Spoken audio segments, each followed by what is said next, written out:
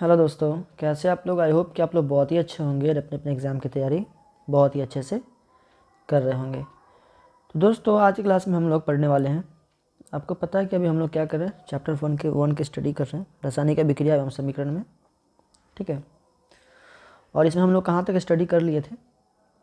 मैं आपको बता दूँ कि हम लोग इस समय हम लोग संयोजन अभिक्रिया तक स्टडी कर चुके थे। ठीक है, संयोजन अभिक्रिया में मैंने देखा था संयोजन अभिक्रिया क्या है, और इसमें हम दो तत्वों के बीच में संयोजन अभिक्रिया देखा था। उसके बाद एक तत्व और एक यौगिक के बीच में संयोजन अभिक्रिया देखा था, और यहाँ पे दो यौगिक के बीच में संयोजन अभिक्रिया को देखा था। मतलब संयोजन अभिक्रिया में कुल 3 रिएक्शन हम लोग देखे थे, और 3 रिएक्शन उसके बाद ये संयोजन अभिक्रिया क्या है ये इसको देखे थे, कॉम्बिनेशन रिएक्शन जिसे हम इंग्लिश में बोलते हैं। ये काफ़ी इंपॉर्टेंट था, VVI था, जो कि एग्जाम में कई बार पूछा गया है। मैं आपको बता दूँ, आज की क्लास में हम लोग पढ़ेंगे अपघटन अभिक्रिया। सॉरी, माफ़ करना, थोड़ा सर्दी है। क्या पढ़ेंगे? अपघटन अभिक्रिया, जिसे हम क्या कहते हैं कि वियोजन अभिक्रिया भी बोल सकते हैं। ठीक है, इसके अंदर 2 रिएक्शन देखेंगे, कैल्शियम कार्बोनेट का अपघटन और पोटेशियम क्लोरेट का अपघटन को देखेंगे। ठीक है, तो इससे पहले क्लास अगर आप लोग अटेंड नहीं किए तो जाके अटेंड कर ले। मैंने इतना चीज़ पढ़ा, रासायनिक अभिक्रिया, रासायनिक समीकरण, रासायनिक अभिक्रिया, समीकरण के उपाय के बनना, इसका जानकारी पढ़ ली। तो उष्मा छुपी के आधार पर रासायनिक अभिक्रिया ये भी पढ़ लिए थे हम लोग। आज हम लोग पढ़ने जा रहे हैं अपघटन अभिक्रिया। ठीक है, तो पिछले क्लास अगर नहीं देखे तो जाके अटेंड कर ले, वीडियो का लिंक डिस्क्रिप्शन में दे दिया गया है। अदरवाइज़ अगर आप वीडियो का लिंक पीछे ना समझ में आए तो प्लेलिस्ट में जाके देख सकते हैं। अदरवाइज़ अगर बात ये नोट्स अगर आप नोट करना चाहते हैं, अगर ये PDF नोट करना चाहते हैं तो आप ये PDF यहाँ से आप नोट कर सकते हैं। ठीक है, ncrtconcept.com गूगल पे जाके लिखिए बिना स्पेस के। ठीक है, ncrtconcept.com बिना हटाए हुए क्या करना है, उसको सर्च करना है, आपको मिल जाएंगे। ये PDF जाके वेबसाइट पर जाके डाउनलोड कर लीजिए, वेबसाइट पर जाके अपलोड कर दिया गया है। ठीक है, अगर फिर भी ना मिले तो मुझे मैसेज कर ले, नंबर नीचे में, कॉन्टैक्ट का नंबर नीचे दिया गया है, व्हाट्सअप नंबर कर ले, मैं आपको बता दूंगा। ठीक है, मैं आपको भेज दूंगा। कहाँ जा रहा हूँ, फॉलो में हमें पढ़ना है अपघटन अभिक्रिया। ठीक है, जिसे हम वियोजन अभिक्रिया भी कहते हैं यहाँ। ठीक है, क्या पढ़ना हमें, वियोजन अभिक्रिया या फिर अपघटन अभिक्रिया क्या है या किसे कहते हैं। ठीक है, इसके बारे में समझिए। देखिए, काफ़ी आसान है, कुछ ज़्यादा भारी है नहीं, बहुत सिंपल है, एग्जाम में कई बार पूछा भी गया है।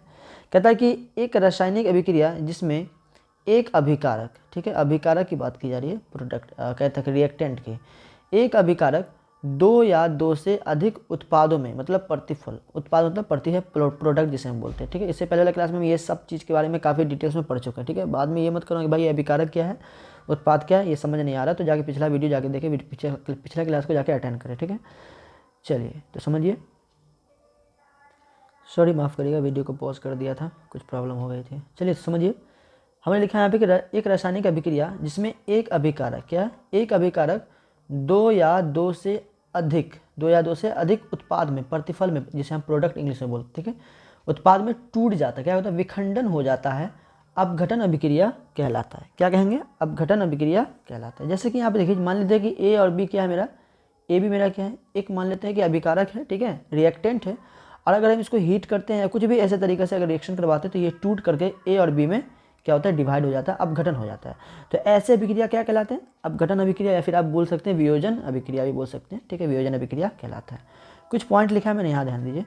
पहला पॉइंट लिखा है कि अभिक्रिया आमतौर पर उष्मा शोषी अभिक्रिया होती है, क्योंकि पदार्थ में मौजूद बॉन्ड को तोड़ने के लिए गर्मी की आवश्यकता होती है। मतलब ये हुआ, किसी भी पदार्थ को तोड़ने के लिए वो क्या होता है कि एक बॉन्ड में बना होता है, उसके बॉन्ड को तोड़ने के लिए हमें क्या, ऊर्जा की आवश्यकता पड़ती है, मतलब एक गर्मी की आवश्यकता पड़ती है। जब गर्मी की आवश्यकता पड़ती है, इसका मतलब क्या हुआ कि वो उष्मा को अवशोषित ज़्यादा करेगा।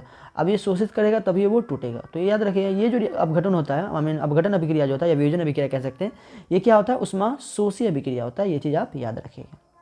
दूसरा मैंने लिखा है कि अपघटन अभिक्रिया जिसे तापीय अपघटन अभिक्रिया भी कहा जाता है। मतलब इसे क्या, तापीय अपघटन अभिक्रिया भी आप कह सकते हैं। एग्जाम में आपसे पूछा जाएगा तापीय अपघटन अभिक्रिया क्या है, तो इस तरह से आप दिमाग लगा सकते हैं। ठीक है, दूसरा रिएक्शन हम देखते हैं यहाँ पे। दूसरा रिएक्शन काफ़ी इंपॉर्टेंट है, या रिएक्शन देखिएगा, रिएक्शन के अकॉर्डिंग समझिए।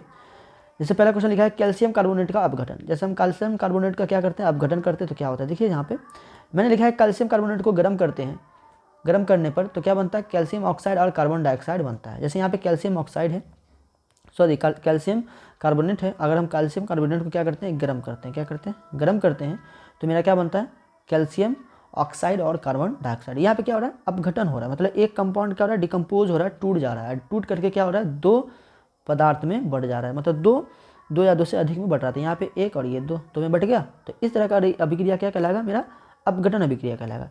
जहाँ यहाँ पे आप ये बता देते हैं ये मेरा क्या कैल्शियम कार्बोनेट है, ये मेरा क्या CaO क्या है, मेरा कैल्शियम ऑक्साइड है, और ये मेरा क्या कार्बन डाइऑक्साइड है। ये चीज़ आप याद रखिएगा। ये पहला रिएक्शन था। आप चाहे तो रिएक्शन लिख सकते हैं, अदरवाइज यहाँ पे अगर आपके एग्जाम में पूछे जाएंगे तो आप एग्जाम में ज़्यादा कुछ नहीं लिखना है। यहाँ पे पहले ये क्वेश्चन उतारना है, क्वेश्चन उतारने के बाद ये डिफिनेशन दे देना है, डिफिनेशन देने के बाद फॉर एग्जाम्पल में जैसे में आप ये दे सकते हैं या नहीं, अगर ये नहीं तो यहाँ पे पहला रिएक्शन करके दे सकते हैं, ठीक है, ये वाला कोई दिक्कत नहीं है। चलिए आगे चले,